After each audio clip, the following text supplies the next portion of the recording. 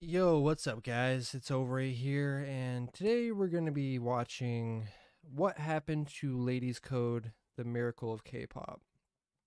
Um, I wasn't sure if I was going to react to this or not.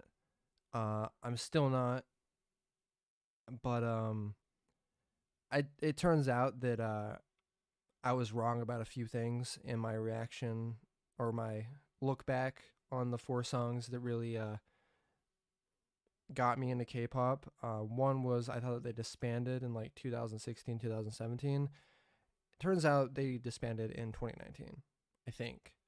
At least they've been out of like the YouTube hemisphere for a couple of years. Um, and I didn't realize that the song that got me into K-pop was actually of 3 of 5 members, and I found that out when I was trying to look for a video that kind of like explained like what happened. And it turns out below those videos were um, dark videos. So I'm just gonna react to this and see how I feel about it afterwards, and decide if I'm gonna upload it or not. If I do upload it, let me know if you want me to take it down, because I'll understand if nobody wants me to have this on my channel.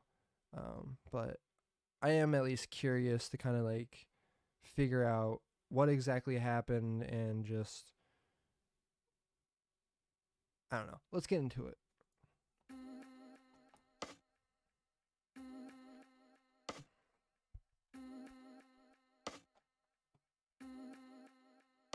So those are the three Sometimes I things know. don't go as Okay. planned. That is what happened to girl group Ladies Code. If you only know them for their accident, you're not alone. Sadly, Ladies Code's claim to fame hasn't been through good news. And as for their claim to fame, they probably haven't reached their full potential.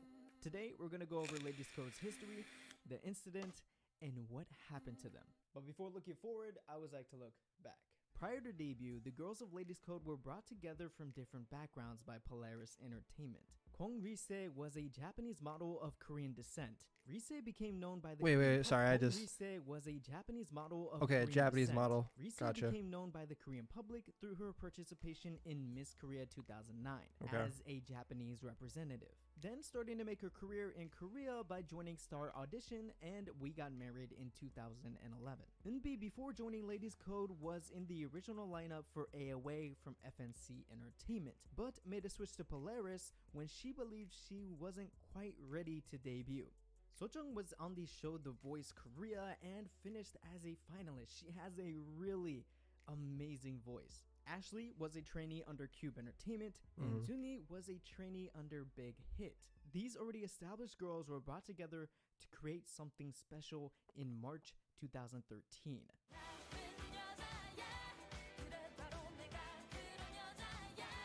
As you could tell, Polaris did have some money to help make Ladies Code's promotions work. But I mean, their quality spoke for itself.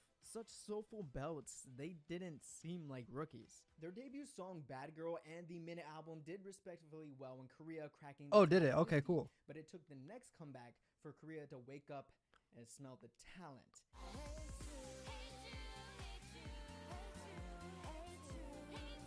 I think I've seen this Ladies Code somewhere. took a more sorrowful approach in the genre, but if So you maybe I notice, have there were heard some another track of concepts theirs. that would become a trend after Ladies Code released this song. Most similarly, Vix with Voodoo Doll. That song and music video came out months later. But as I mentioned before, Ladies Code was able to climb to the #1 spot on the Bugs chart and top 10 across all others. Quickly gaining traction, Ladies Code wanted to keep the momentum going by making a comeback with their second mini album, Code 02, Pretty.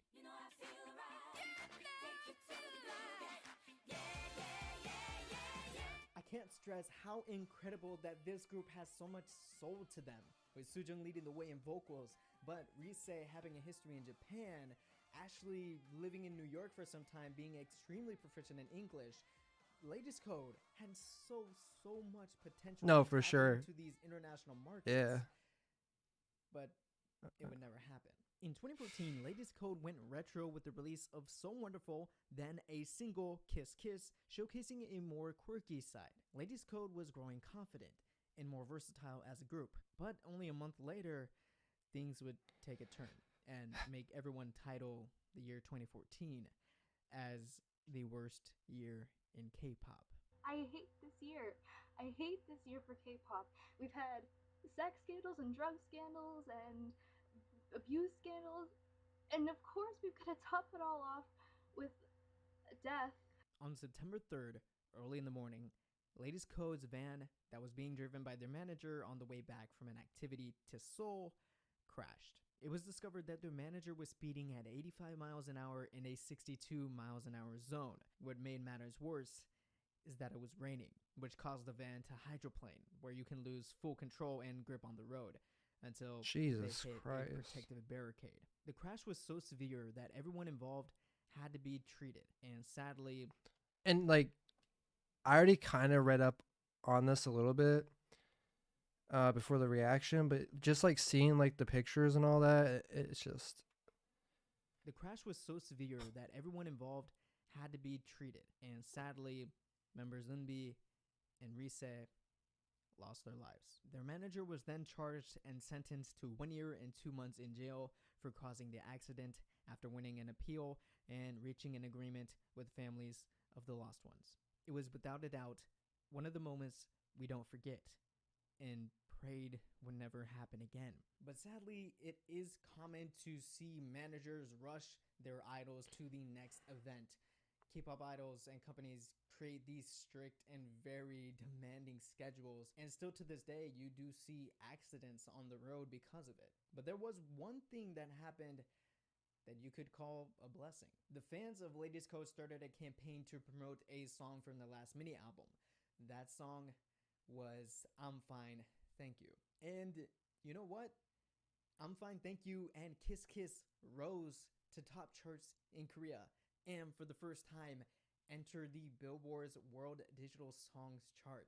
This wasn't just out of the kindness of people's hearts.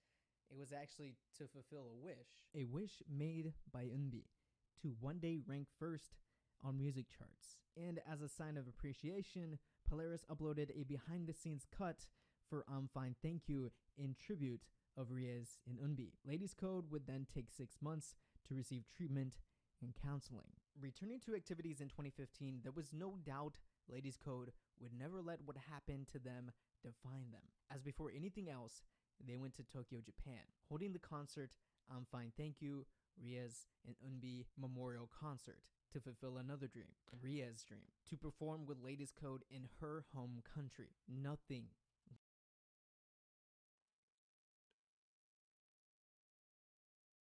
oh, I almost fucking started bursting into tears. Fuck. Oh my god. This shit is so sad. Was left unfinished.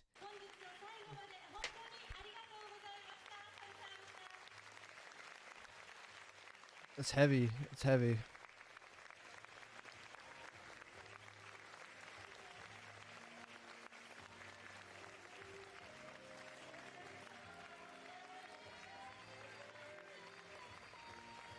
Early 2016, Polaris Entertainment announced that Ladies Code will be returning with new music as a trio, the first time since the incident, and they were back with a whole new look and sound.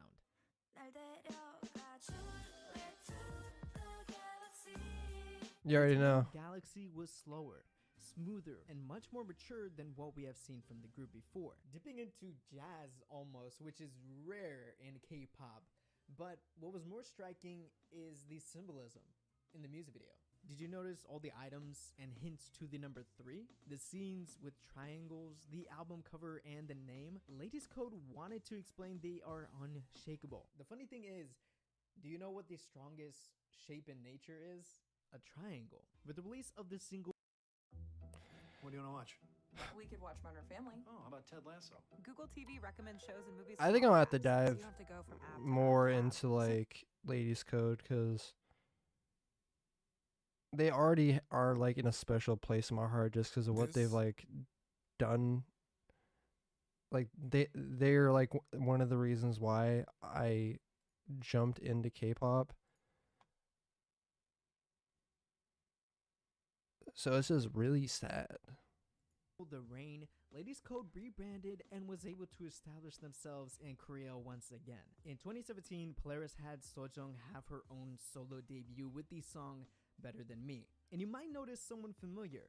Yes, that is Hyunjin from Luna. Because Luna is under Blopper Creative, which is a sub-label under Polaris, making Luna and Ladies Code sister groups. Ashley would also get a solo debut with her song Here We Are in 2018. Aside from a holiday release, Ladies Code had two comebacks in 2019. The first was Feedback.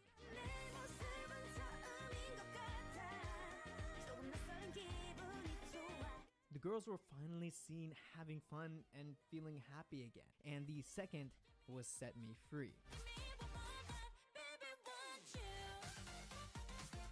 This was the final act of the Code series, started all the way back to when Ladies Code debuted, and it would also be the final act for Ladies Code. As only days ago, Polaris announced that their exclusive contract with Ladies Code expired. With no news about re-signing, this means an indefinite hiatus, if not disbandment. Each member will continue on with their solo careers, so you don't have to worry about that. If you're going to take a look at some of their music videos after watching my video, you're going to notice something. The low amount of views. Yes, Ladies Code was very, very underrated. They deserved much more. In fact, Polaris could have done more to put Ladies Code in the best possible situation to succeed. Okay, that's what really confused me because, like, when I first listened to the song, I thought it was so fire. And, like, I think it was really, like, it was, like, under a year old or something like that when I first heard it. I don't know. And I didn't really, like, question it when I first listened to it because, again, like, I was very not into K-pop, so I didn't know how, like, powerful and, like, strong the K-pop fandom was. But now that I've, like, gone back and seen it and it only has, like, 5 million views, 6 million views, and, like, the fact that, like, a lot of their songs are very, like, low views, it really, like, it kind of irritates me of how talented they were because, like, or just how underappreciated and, like, because, and granted, like, I only know one of their songs, like, dead ass, like, I may have heard, like, another song of theirs, but, like, I've heard this song and it's so fucking good. Like, it's so good. And, like he said, like, it's very jazzy, like, it's very different from, like, what you normally hear from K-pop. And, like, maybe that has something to do with it, but it's such a great song, and especially because it's, like, the first song of their comeback after, like, everything that happened. It's just such a powerful song, and it's just so emotional and just so vibey and vibrant, and just, it's just so many things that, like, I feel like a lot of K-pop videos miss and K-pop songs miss. And so, like, it really just saddens me that they were really underrated. But we can't keep talking about what could have been. We should celebrate the story of a group who have been through the deepest of valleys. That's so crazy, and still though. brought themselves up to continue on and honor those who aren't standing with them today. You know what they say? Pressure makes diamonds. Well, that's just what these 5 girls of Ladies Code are.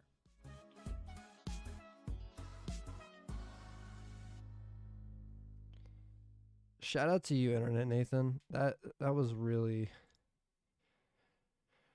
quick and to the point and really educational. Jesus Christ. Like, if I would have let myself, I probably would have ended up crying. That was really heavy. But yeah, if you guys want me to react to Ladies Code, I will be more than willing to do that. In fact, I'm probably just going to anyways, just because I really want to listen to their tracks more, because I give them so much credit. Because, like, and if they didn't come back after the accident, I would not have been, like, upset about it. But to think that if they didn't come back, I probably wouldn't have fell in love with K-pop is kind of insane to me. But yeah, guys, thank you for watching. This is a really heavy video, not something that I'm normally going to do, but I felt like I needed to educate myself on this group a little bit more to appreciate them more and understand just more about them. And unfortunately, with this case, it's a very sad but like triumphant story. Yeah. Thank you for watching, guys, and I'll see you next video.